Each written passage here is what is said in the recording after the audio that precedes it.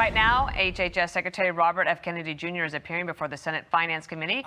He's expected to face some tough questions. Let's listen in as it is underway. Political, saying that this set of changes is going to damage American healthcare, and particularly these healthcare agencies, for decades to come. I don't get any letters from people saying, hey, this is going to make a big difference forever.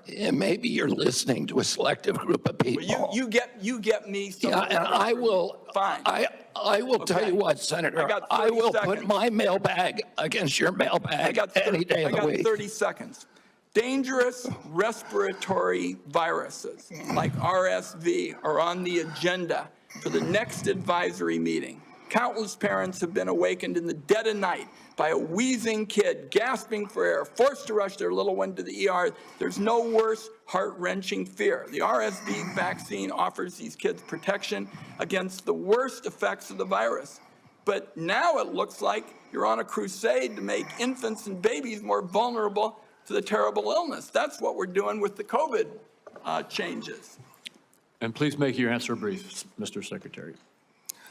I've said the position is indefensible. I think it's possible. Congress has been investigating that committee for 23 years because it is pervaded with conflicts of interest. What we did is we got rid of the conflicts of interest and we depoliticized it and put great scientists on it from a very diverse group. Let me close with very pro-vaccine. Let me close with this because, like Senator Crapo, I'm a few seconds over. I don't think, Mr. Secretary, this is about you and me.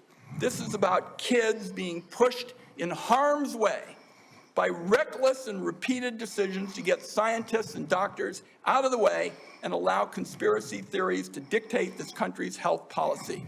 I don't see any evidence that you have any regrets about anything you've done or plans to change it. And my last comment is, I hope that you will tell the American people how many preventable child deaths are an acceptable sacrifice for enacting an agenda that I think is fundamentally cruel and defies common sense. Thank you, Mr. Chairman. Do I get a reply?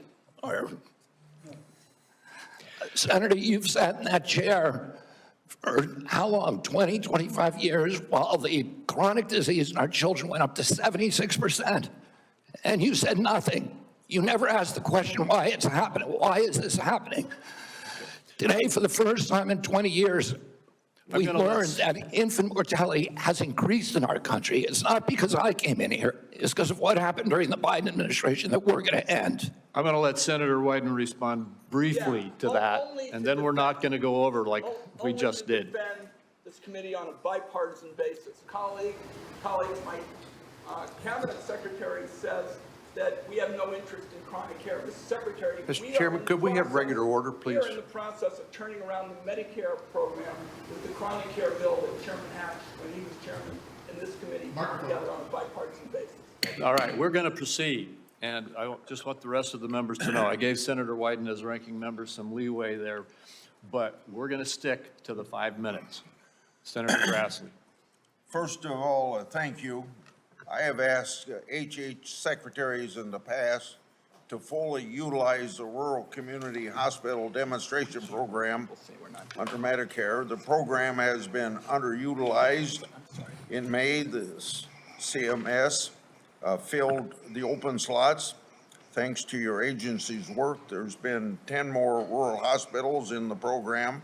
It's important that the federal government uses every tool possible to help rural hospitals, and thank you for making that possible. Now to my questions. Back in January, during your confirmation hearing, you told me that you agreed to leave farming regulations to the Department of Agriculture and EPA. Do you think that any comments you have made since your confirmation on topics dealing with agriculture are consistent with what you said in January, that USDA and EPA ought to be regulating farming, and that the Department of Health and Human Services should not seek to regulate farms, the tools they use, or the markets that they sell into? Yes, Senator, we are working very, very closely with Brooke Rollins and with the agricultural community We've met with over 140 farm interests over the past 3 months to incorporate them to make sure that the MAHA agenda is consistent with their agenda. We are producing the best food in America, that we're protecting our soils and our soil microbiome, and that we're protecting all kinds of farmers, including those who want to transition to regenerative agriculture. We're consulting every stakeholder in the farm community in everything that we do. And we're going to get you back into this hearing. Michael Bennett, the senator from Colorado, Democrat, he is arguing with RFK Jr. now. Is entirely different from Western AIDS. Are you aware that another one of these new members, Dr. Levy, wrote that, quote, evidence is mounting and indisputable that mRNA vaccines cause serious harm, including death, especially among young people? Yes or no? Are you aware that he said that? I wasn't aware he said it, but I think I agree with it. You agree with it? It's not true. It wasn't true when he said it, and it's not true when you said it. Secretary Kennedy, later this month, your new panel will meet to consider changing vaccine recommendations for American children. In addition to the COVID-19 vaccines, they are set to review recommendations for the hepatitis B vaccine, for measles, for mumps, for rubella and varicella vaccine, and the RSV vaccine. These are common back-to-school vaccinations for children all over the industrialized world. If you change that, you owe parents in Colorado and across the country the benefit of some transparency, I think. If your panel recommends changing the vaccine schedule for children, do you anticipate that fewer children will receive these common vaccinations, yes or no? What I would say, Senator, the obvious answer is yes. Should parents and schools of Colorado be prepared for more measles outbreaks as a result of that, Mr. Secretary? Senator, how about more mumps outbreaks? I do not anticipate a change in the MMR vaccine. ACIP is an independent panel. So well, it's a panel. You just put those folks on. Far from what you said, they're people with ideas that are completely outside the mainstream. You mean out of the pharmaceutical paradigm? Let me just say, Mr. Secretary, all these vaccines that we're talking about today are free and accessible to parents today in America who have the freedom to be able to make that choice for their children. Will that be true after your handpicked panel makes their judgments about these vaccines? I think that parents should be free to... I know you said that before. I do too. To make their own choices. So will they be just as free after these? I assume they will be. I will hold you to that, Secretary Kennedy, because this is not a podcast. It is the American people's health that's on the line here.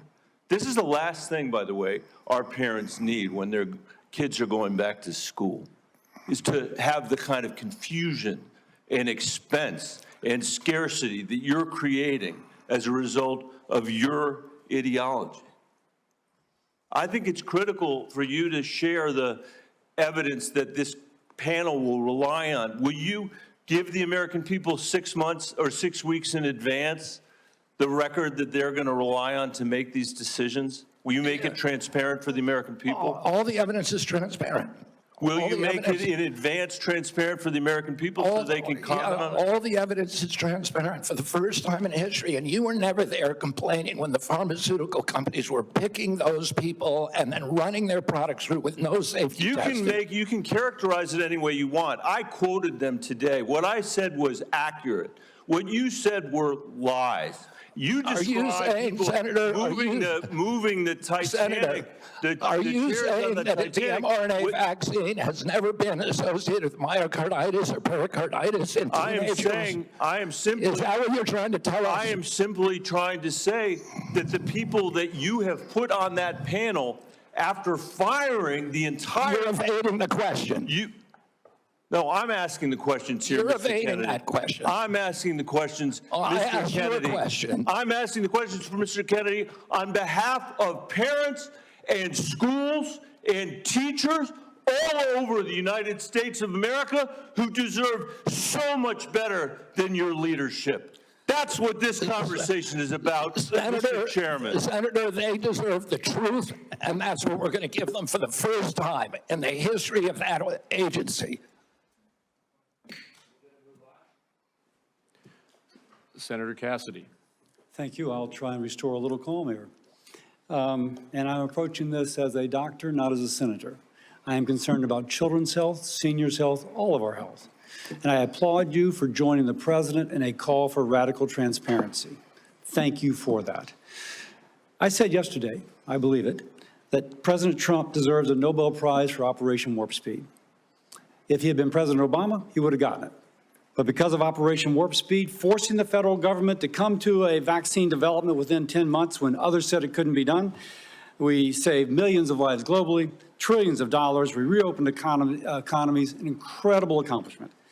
Mr. Secretary, do you agree with me that the president deserves a Nobel Prize for Operation Warp Speed? Yeah, absolutely, Senator. That was phenomenal. Let me ask you, but you just told Senator Bennett that the COVID vaccine killed more people than COVID. Wait, That was a statement. I did not say that. Okay, then let me ask, because you also were lead Senator, attorney- I just want to make clear, I Okay, did not say that. We'll check the record. That's a question of fact. You also said that you were also, as lead attorney for the Children's Health Defense, you engaged in multiple lawsuits attempting to restrict access to the COVID vaccine. Again, it surprises me that you think so highly of Operation Warp Speed when, as an attorney, you attempted to restrict access. Now, let me ask. I'm happy to explain why. What difference at this point does it make? Join the movement. Feel the vibe. TrumpRap.com, where truth and rhythm collide.